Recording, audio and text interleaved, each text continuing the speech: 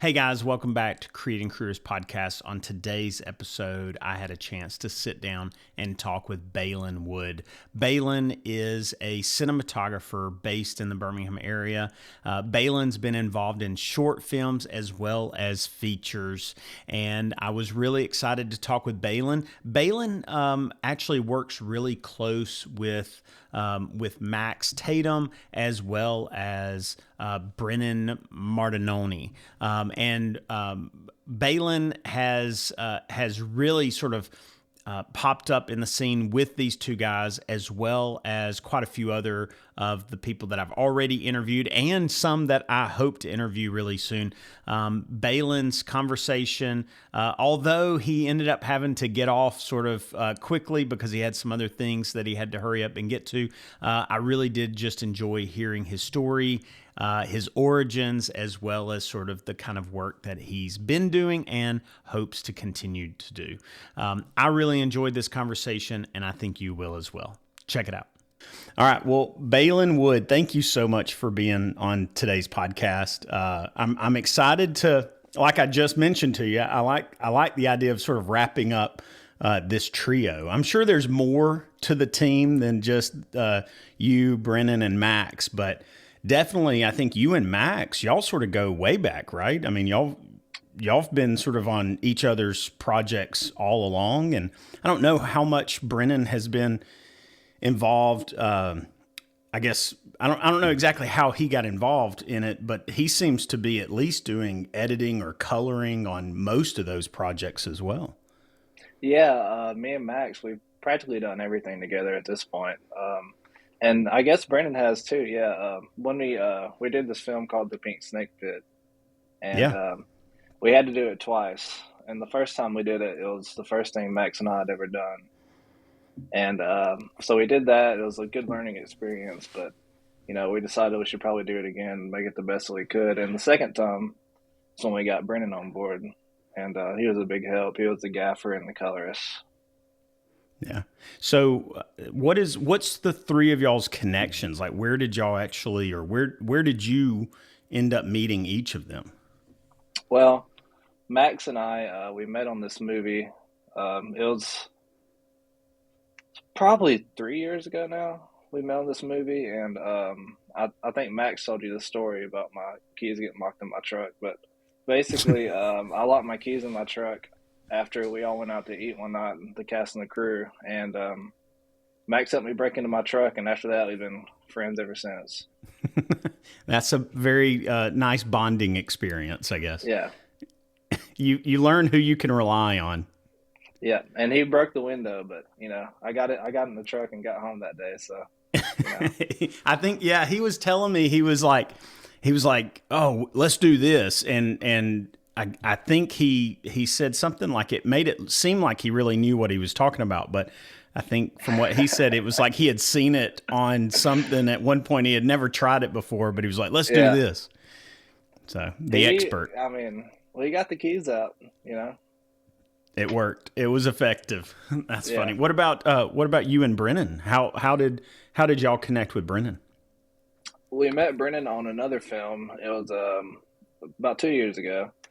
We met Brennan on this film. Me and Max are both working on it, and Max just pitched the movie to Brennan, and Brennan liked the idea, and he went and worked on Snake Pit with us, and we've been good friends ever since.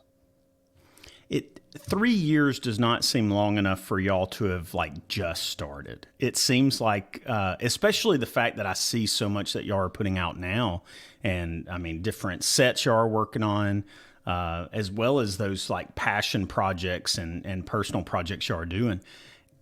How does it feel like it's been like a really intense 3 years, as much as it seems to sort of look like? It feels like it's been 20 years. Uh, it's a it's a grind. It's a process to get your foot in the door in this industry. You just gotta stay patient, and hopefully one day people will see how hard you're working, and you'll start getting on bigger and bigger sets with the roles that you want to do. Yeah. Well, I do want to talk about some of those projects that y'all have worked on, but I wanna make sure I try to keep myself on track, and my slides usually help me do that. So let me go ahead and pull those up, and let's jump into them. So tell me in general, like, who is Baylon Wood? What do you identify yourself as far as like work goes, and then also what where did you grow up? Tell me just sort of a little bit of your background. Man, I'm from a small town in Alabama called Albertville. It's close to the Gunnersville Lake, if you know where that is. Yeah. Yeah. I discovered I wanted to do film my senior year of college, which that's not very helpful. So I discovered my senior year of college, started making movies with my friends, and I was like, well, it's too late to quit now. So I finished my degree, and excuse me, I haven't used it since. What is Never that used it. degree in? Just it was in information systems. I'm a kind of a techie guy, but Yeah. the main thing I do is I'm a cinematographer. That's really the only aspiration I have in this industry is to shoot and be a cinematographer. Have you served sort of other roles along the way, or have you strictly, like, I guess, stuck to your guns and done camera operating specifically? Well, really, I've done a few other jobs on set. I work in lighting. I work in G&E a lot. G&E, camera operating. That's pretty much it. I usually work in either lighting or camera. I got you. I got you. So, well, tell me a little bit of that sort of journey that you've taken, because you said your senior year. How long ago was that? This senior year in college. Where'd you go to college? I went to UAB. I went to Okay. UAB. I graduated in December of 2021. What was it that you were doing your senior year that sort of showed you film is what you wanted to get into? Well, the previous year was when COVID started, I believe, and we just had a lot of free time on our hands, and me and my friend Alex, who he doesn't work in film anymore, but he's probably the reason I got into it. We just started making movies together, and I really just got interested in camera, and I just when I get into stuff, I just get really obsessive over it, and I just really focused on camera, and been doing that ever since. What camera were you using at that time? I mean, did you have access to anything of value, or were y'all just starting off with like iPhones or an old camcorder somebody found? Really, anything I could get my hands on at that time. I believe we had an old like Sony like A6000 or something like that. You can probably get one on eBay for like $200 now, and like Right. it's fine. Like really, when you're starting out, like even if you have a good camera, like it's not going to make a difference. Like you have to know how to use it, and so you know, for any beginner out there, like I just get whatever camera you can have your hands on and start learning how to use it. Did you upgrade pretty quickly? I mean, obviously, I see you now. I mean, you're using the bigger Sonys. I see. I think recently you were using Breville's FX6s. Were you shooting with those? And then also, I've seen you with the Airy, his Alexa Mini, or how do you say that? Airy, Mini what? LF, Mini Alexa Mini LF. Yeah, yeah, LF, yeah. yeah. That's it. Yeah, I upgraded from that to borrowing my friend's Black Magic pocket camera, and those are great cameras. Really great for the price. And most people wouldn't be able to tell the difference between that and an Alexa, honestly, if you know what you're doing with it.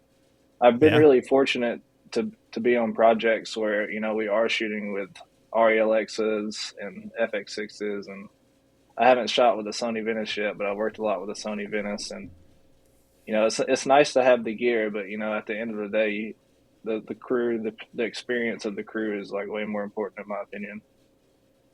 Well, I think the first project that I saw you on was probably Breville. I don't know who spec ad it was. Like Breville was the one that I talked to initially about it, but it may have been his partner Brian. But somebody had the project that initially, whenever I talked to Breville, it was going to be a Barnes and Noble spec ad, and then whenever I saw it, it was a Second and Charles spec ad. So it was like Yeah, somewhere in yeah. there it shifted, but in general, like a bookstore spec ad. I think that was the first one that I saw. Probably you and Max, and probably Brennan too on. But speaking of that crew that you just talked about, like how important that is. What's this crew been for you? How important have those people, especially in the Birmingham community, been for you? It's been great, especially since I don't have a ton of experience, being able to rely on people like Brennan. We joke about it all the time, but when Brennan and I are on set together, like either when he shoots, I'll gaff his projects, and when I shoot, he'll gaff my projects, and like we'll just like it's like having two cinematographers on set. It's really helpful, and just being able to just lean on people. When I shoot stuff, I really like to be able to like point people in the right direction on the crew, but also like kind of let them do their own thing, because I feel like that brings the best out of people when you let them kind of like do their thing instead of just like put this light here, do this, do that. Like I really like to collaborate. Yeah. What sort of has taught you how to do what you do? I mean, did you learn literally through just doing hands-on experience? Did you learn by sort of a mentor stepping sort of beside you and leading you? Did you learn through YouTube? Like, where did you learn sort of the skills, not just like the camera skills, like you were already talking about a little bit with just how do you set aperture? How do you set, or I guess in the kind of stuff you're working with now, it's more of iris and I always mess up all the film specs or the terms. But even like just the basics of camera controls. Where did you learn like the framing composition? Where did you learn sort of that the other kind of theories behind film, or maybe are you just sort of going off of like naturally what looks beautiful to you? Absolutely not. I had like no camera instincts when I first started. What I did, I think the Wondering DP is probably the best resource. He has a YouTube channel. Excuse me. He also has a podcast, and I think he's probably the best resource for someone that's just like, how do I do this? Like how do I approach it? He teaches you how to like break down stuff that you like, and basically that's what I did. Is I watched his podcast. I watched a ton of YouTube. At the very beginning, you have to watch just every YouTube video you can. I've probably seen every video on YouTube about cameras, and I just after you learn like actually what you're looking for, then you just start breaking down stuff that you like and images that you like, and like what are the commonalities between everything that you see, and you start to implement that, and eventually you start off like copying things that you like, and along the way you start developing your own style, I think. Yeah, I've always, I mean, I'm definitely one that has consumed way too much YouTube. To be honest, I don't know how people learned before the YouTube I space. don't either. Uh, but I've always talked about how you copy this person that you really admire, and then you copy this person, and then maybe you copy this other person, and then after a while, you start implementing some of those things you've copied in each of those people into a new project. And now suddenly that's like a unique to you sort of recipe of those influences. And no longer are you really copying. Now you've created something totally new. I completely agree. Yeah. Yeah, it's a great way to sort of smoothly transition into especially something completely new to yourself instead of trying to say I've got to make something completely original right off the bat. There's probably no such thing really. No, no, definitely not. Yeah. What about over these last 3 years? Like, can you give me a little bit of detail into that journey? What these 3 years have been like for you, as far as from the time that you and Max really started working together on projects like Snake Pit. I know y'all have done a couple of shorts. You've worked on the pilot series, the Haunted Henry, which we'll look at here in a little while, at least a couple of shots from it. But talk about those 3 years just in a little bit more detail. What's been that journey? It's been a long one. It feels like. I would say, I was really lucky to find Max. I think Max is incredibly talented. And, he's able to get all these projects off the ground just by telling people his ideas, and everyone just everyone loves Max, which is great, but the stuff I shot, it's I feel like I get better every time I do it, and every time I step on set, I try to get a little bit better. And also, when I'm not shooting stuff over the years, I've been lucky to for other crews in the Birmingham area to have me on set as like in the G&E department, be able to watch other people learn. The first person that actually ever brought me on a job in Birmingham was Kyle Roberts. Yeah. He brought me out, and I've learned a lot from working on his sets. And the thing, like, you can watch all the YouTube videos in the world, but like eventually you have to get on set and you just have to learn. You just have to make mistakes. You have to deal with problems and learn how to solve them. That's really all the game is. What would you say has been like one of your biggest challenges on set, whether it's, on somebody else's set or on your own set? Hmm. Biggest challenge on set.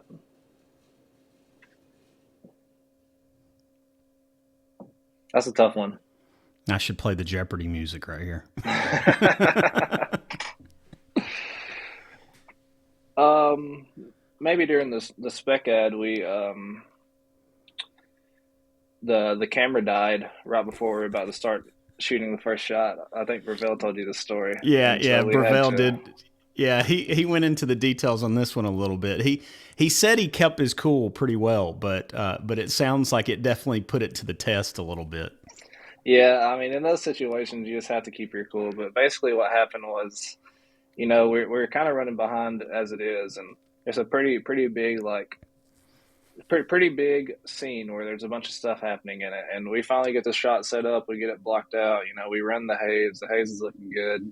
We're about to roll. Right before we're about to roll, the camera cuts off, and I'm like, Ravel, what's going on? And we both have no idea. We spend probably like 15 minutes trying to fix the red Komodo, and it never came back. He had to send it off to Mm. red, but luckily we got a camera to replace it, and we only lost a few hours. Ended up wrapping at like 1 a.m., which wasn't too bad. We shot that whole thing in one day, so there's a Yeah. lot of pressure to get it all done, but we ended up getting it. It he also talked about having a flat tire, I think, right after that eventually. So I forgot about that. yeah. Yeah, the look we shot most of it near Oxford, and the location for the outside stuff at the very beginning was like an hour and a half away. So we had to drive, and we get 30 minutes down the road, and Ravel called and says, "I got a flat tire." So I'm just like, I mean, you got to expect it at this point, how the day is going. Yeah, yeah. It was a day full of challenges to say the least. Yeah. Well, I mean, obviously, I think those kind of moments are really tough. Just the not really knowing what to expect. Things can always come up, and then having to sort of overcome challenges on the fly. Um, what do you think is sort of a key mentality, or even just like a key practice to have where this is the way we handle these kind of challenges? Well, you definitely got to stay level headed, like freaking out never makes anything better. You just got to have to, what's the next best option, like what's happened. You just have to approach it smart, and what can get us back on track the fastest, and do that. Yeah.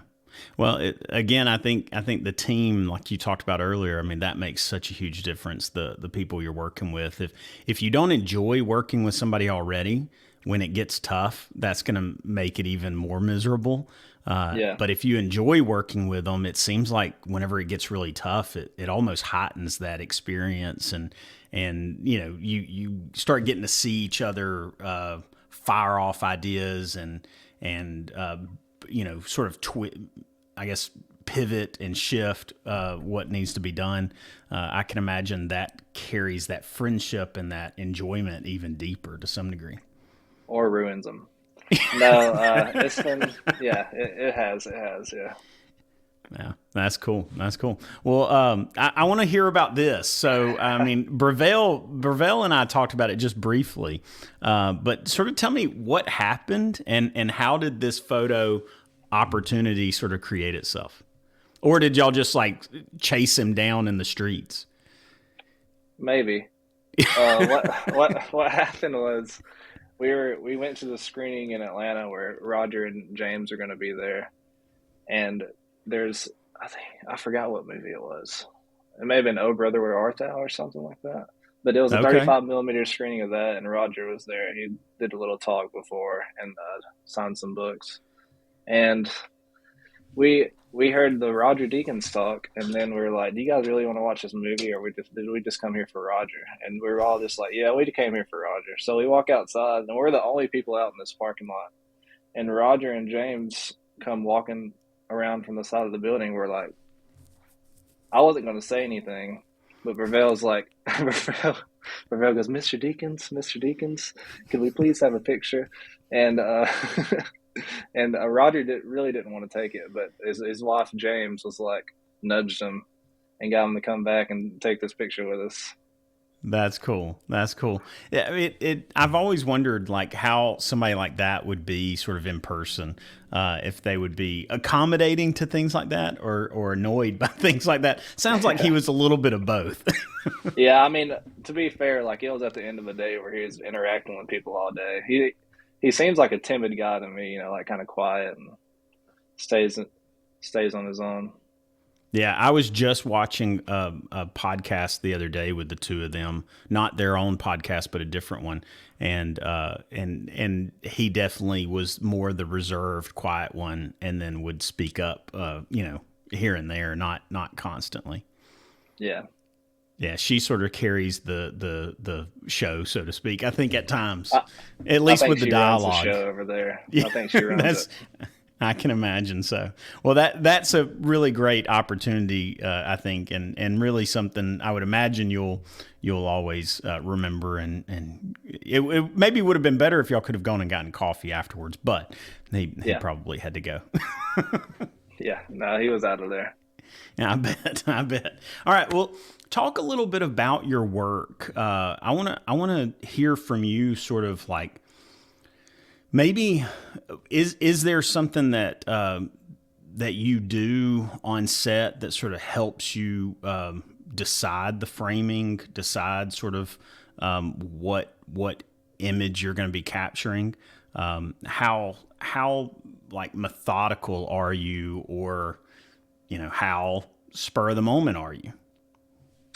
I think what makes our stuff good is that's decided weeks in advance. Every time we walk in a room, for the most part, obviously, you have to make adjustments on the fly sometimes. But for the most part, like if we know we're going to be shooting in this room, like I know how I'm going to light it before I get there. And I think that's once you can eliminate all the things that are going to make a setup look bad, you already have the image 90% there before you even walk in the door. Then you can start working on those little pieces that can just make it that much better. Yeah, I do want to talk a little bit about some of the actual pieces. Like I know Haunted Henry was something that y'all recently sort of finished up. And I really love, first of all, I love the storyline. I think just this sort of these random moments that seem to happen to Henry sometimes are over the top, hilarious. Other times are just absurdly weird. And all of that seems to be very intentional, I think, with the way Max sort of wrote this storyline. I really love this whole like moment here at this desk, specifically whenever the father and son come up to the windows. But I know there's a lot of specific like camera movement even in this that's well done. I can only imagine the amount of time that was spent in this scene specifically. And how much rearranging of people and furniture and things like that. But tell me a little bit of maybe some of the challenges that you did face with this whole pilot, maybe not just with this scene. There weren't a ton of challenges with this scene in particular. The main challenge for this show, I would say, is it was a 3-day shoot, and on the second day our producer Kristen checked the schedule, and she was like, "Guys, the I think it was Veterans Day. It's like the Veterans Day parade is coming through downtown Birmingham, and we have to film a scene Yeah. there." And so we're shooting the scene in Bessemer. We have to get to downtown Birmingham in like 30 minutes and set up the gimbal. It's the only shot on the show where we have a gimbal, and that takes on the big cameras that takes a minute to set up. So we get there, and it's just hectic because we have like an hour and a half to finish this scene before the parade starts, and pretty much we won't have any audio at that point because it's going to be so loud, and there's people walking in the shot, people walking everywhere. It was just a mess, but we ended up getting through that shot. I'm trying to think of which shot that is. That Is is it when him on the they're bike? it's after the title sequence when they're walking out of the movie theater. Oh, yeah, yeah. Okay. All right. So that's right there I think they're at the Lyric. Yeah, Yeah, that's it. yeah. I gotcha. Let me see. But this was this scene right here. I love this stuff right here. It is absurd. The whole father son, and I'm still trying to figure out, is it happening in his head, or did these people really come by and say this through a window? That's just the goofy world that he lives in, man. That's Yeah, all there. yeah. That's wild. It's but this kind of movement right here, I love. I think the camera movements in this are done really well. Thank you. There's ways that, especially whenever we think of either spec pieces or pieces that we're sort of like producing at more of a local level, it seems like a lot of times those end up getting this almost cheap treatment, you know.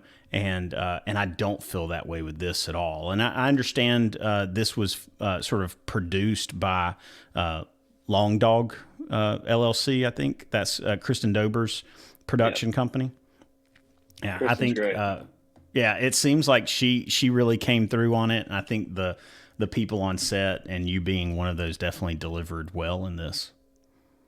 Thank you. Yeah, we put a lot of thought into it. We had a bunch of great people working on it, so the end product has to come out good with that. Well, I do have to ask, how challenging is it to DP when you're working with this? That's okay. So like working with Max, Max is very creative. I'll say that, and Max comes up with all these crazy ideas all the time. And I honestly, half the time, I have no idea how it's going to work. I just have to trust Max that it's going to work. So that alien was just a aperture MC little tiny light on a C stand, and they just kind of Okay. have to imagine that green light is the aperture MC on a C stand, and he just VFX the alien over it. So I just had a C stand to look at. That's not a bad idea. I mean, that's you got to have some type of reference, if nothing else, to pull focus on, right? Yeah, yeah. I think we told our ACJ to just like get the door frame in focus. Okay. Yeah. Yeah. And then I guess Max he did the special effects on this. Obviously, nailed it. Yeah. The whenever I was talking with him, I really didn't. I don't think I fully got it until we talked afterwards. After I'd watched it, and he talked about how that part where they're coming out of the theater, and they're talking about how bad the special effects were in that movie that they were just going to watch. It's supposed to be almost like this. What do you call it? Hello, what's the word I'm thinking of? Oh, the song. Yeah, ironic. Sorry, I couldn't even Yeah, think of yeah. irony. It's irony in the sense that he's criticizing really bad, special effects, only to later have in this pilot episode really bad special effects. Yeah, yeah. My favorite line in the whole pilot is when they're sitting at the window and they're watching the alien, but you never see the alien come up to the door. And Penelope, she goes, "This looks so expensive." It's my favorite part of the whole show. Yeah. Well, I look. Have y'all explored any more towards the rest of this series, or any other episodes that y'all have talked about possibly shooting, or even shot pieces of? We're right now we're trying to. Our producer Kristen is trying to pitch it trying to get a home for it, and hopefully we'll be able to shoot the rest of the show through a network. That would be cool. That would be really Yeah. cool. All right. Well, that was definitely one that I wanted to talk about. I think again, Haunted Henry, I think is really a great pilot. At least I look forward to sort of seeing what the rest is going to look like. Tell me a little bit of what you've been most recently working on. Like I know just this past month, and you might not be able to tell me specific details of it, but I know this past month you've been working on set because we weren't able to connect before now because of some of that. What was that? Who were you sort of working with? I'm assuming this may be with Kyle Roberts, but I may One be of them wrong on that. was. Yeah. Yeah, just I haven't DP'd anything in a few months. But I started the month. This has actually probably been one of my busiest months in the industry. Is I started on the feature film in the airport that was filming in the airport. I was the DIT on that, and then after that, I went to work on Kyle Roberts' pilot with Evan Owens was the director. It's a fun comedy pilot, which I'm excited about. I was the gaffer on that, and this just the other day I was the gaffer on Breville and Dalton's short, and I'm about to tomorrow, which will be Saturday, drive up to Mobile, and I'll be working on a feature in Mobile in the G&E department for the next month. First of all, it sounds like a lot of moving parts for you. I mean, you're going this direction and that direction. Also, it sounds like a lot of times these are long days. They are. How's that been to sort of just have to up and go and live away from home like that for weeks at times? You get used to it. It can be tough at times, like just what's hard for me is like breaking my routine. I like to get up and go to the gym in the morning. And it's hard to keep a consistent schedule like that when you get there at like 7, you don't get back till 7, you just work 12 hours carrying heavy stuff. Like the last thing you want to do is go to the gym after that. Yeah. Are you, I mean, is the compensation something that for you it's worth it? Or is it more about like, hey, this is about the experience, this is about getting, connecting with these people, doing these kind of jobs already and hoping for bigger opportunities down the road? A little bit of both, obviously like, I have to pay my bills and that's a big that's a big help, but yeah, this isn't where I want to my career to stop. I want to go to the highest level as a DP. Yeah. Well, I mean, it's really cool to see some of the work that y'all have been doing. Again, back to some of the shorts and the pilot, but this one here, I wanted to bring up the stuff that y'all did with the "You're Already Somebody," especially those water scenes, like there at the pool. Such great moments in this one. Definitely a heavy kind of storyline. It's not the comedy that we see on Haunted Henry. This one's very much of a different kind of haunted kind of feel to it. Talk about this a little bit. Maybe some of the challenges you ran into, or maybe even some of the great moments in this. What's some of your favorite moments with this short film? For this one, we were more we planned it out a lot less. We didn't have the room for this, the hotel room. We didn't have any of the locations till like the day before. So we were just making it up as we went pretty much.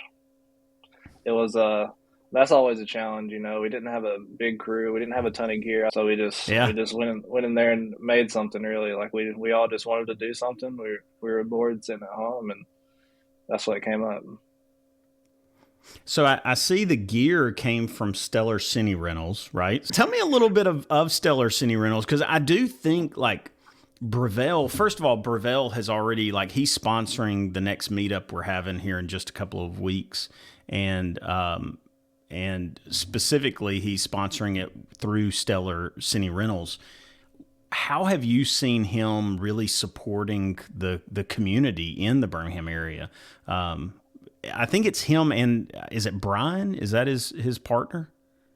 I think Stellar City is just him. He has another Is company with Brian that they do That's the productions Raw on, but Media yeah. Productions? Okay, yeah. So, well, tell me a little bit of Brevell or Stellar City Rentals and how important, or just how it's important he's been to the projects that you have been working on. Brevell's awesome, man. Brevell's like the nicest guy in the world. I think he's kind of new to Birmingham. He hasn't been around for very long, but the little time he's spent here has been great, and I think he's going to continue to grow and help the community. Yeah, I'm curious. He's supposed to be bringing some of his gear, I think, that day, and I'm really curious to check out the lenses he has, and obviously the camera bodies he has is really impressive. The FX6s, I look forward to getting hands on with those, just because I shoot Sony primarily anyway, and I'm assuming he did that more for some of the TV spots that he's been working on recently. But he seems to have a good collection of gear, definitely. He does. He does. Yeah. I love his gear.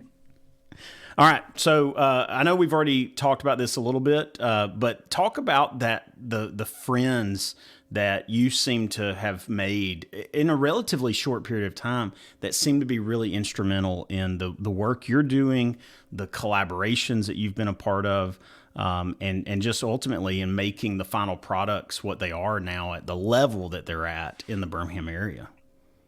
Man, I think relationships are everything at the end of the day, you know. You can't do this by yourself, you know, and it's great to have your friends along with you. You know, it's you need people, and it's great to have a great community here in Birmingham. I agree. I agree. And it seems like everyone's willing to just sort of step out and support each other. You know, even if it comes down to like, you know, costing people money or costing people time, they're willing to do it in the Birmingham community, it seems. How did you find these pictures? You need to watch the deep dark web. No, I'm just kidding. No, I dig deep, man. I go back into the past. I start finding people that tagged you or others in things. So, but tell me a little bit about these pictures. I used to be a competitive Call of Duty player. I would travel the country playing Call of Duty tournaments. And these are some of the Nice, pictures. I think I was like 15 or 16 in those pictures. man. People are like, there he is. Been looking for him all these years. The guy that sniped me from across the map. Yep, that was me. Did you go by a specific name? I just went by Baylon. Okay. A Yeah. pretty basic gamer tag, you know, but Yeah. I mean, that's a cool name. I mean, I think Baylon, it's not a like a regular name. It's not like James, you know? yeah. So, well, answer this question, sort of like, what advice would you give yourself just starting out, especially back in high school or even the early years of college, or somebody else that's sort of aspiring to be where you are? I would say that, you know, you should prepare as much as you possibly can when you get into anything, not just cinematography, like learn everything you possibly can about it. You have to make relationships with people in this industry. You have to network, and you just have to keep at it and show people that you care and you really want to do this. And if you show people that you care, they'll bring you on their sets. You just keep showing that you're capable of doing it, and eventually you'll work your way up and be where you want to be. Yeah. And you would probably recommend this guy to get off the controller and onto the keyboard, right? It's so much faster. Yeah, yeah. Pick up a camera. Drop the controller for the camera. There you go. Definitely. It at least will maybe make you more money sooner. All right. So what's next for you? What's sort of the aspirations? What's the next step? I know you got projects you're probably already working on, but what do you see in the near future and maybe even a little bit of the long-term future? I can't say much about it, but I think Max and I might do a feature soon, and we're really excited about the idea of that. Yeah. That's really all I can say about it. But I'm You're not going to excited for spill it. the tea right here, huh? Okay. I see. Well, I look forward to seeing that, definitely. And I understand. I mean, you want to keep going in the direction of DPing cinematographer. Is there any like long term goals as far as things that you still maybe want to do that you haven't been able to do yet, other than maybe this feature? I actually want to do more commercial jobs. I think, because narrative projects, there's large gaps between them. I would like to fill those gaps with narrative projects. I mean, commercial projects.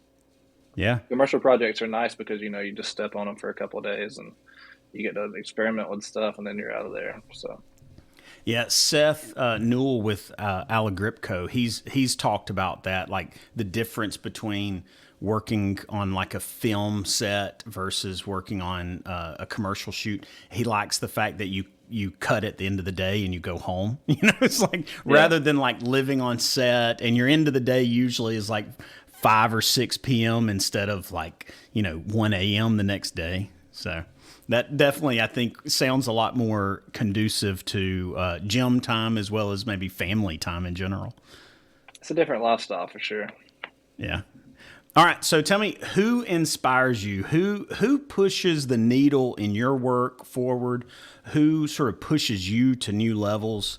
And then also, like, who do you look for to like maybe some of those early references, but even like you're like you aspire to be like one day. My two biggest inspirations, especially for cinematography, are Roger and Greg Fraser. I really love the stuff that they've been doing. That's like when I said in the beginning I was trying to copy people. That's who I was trying to copy, was those two. Yeah. Seems like good people to mimic and imitate to some degree at least. Yeah.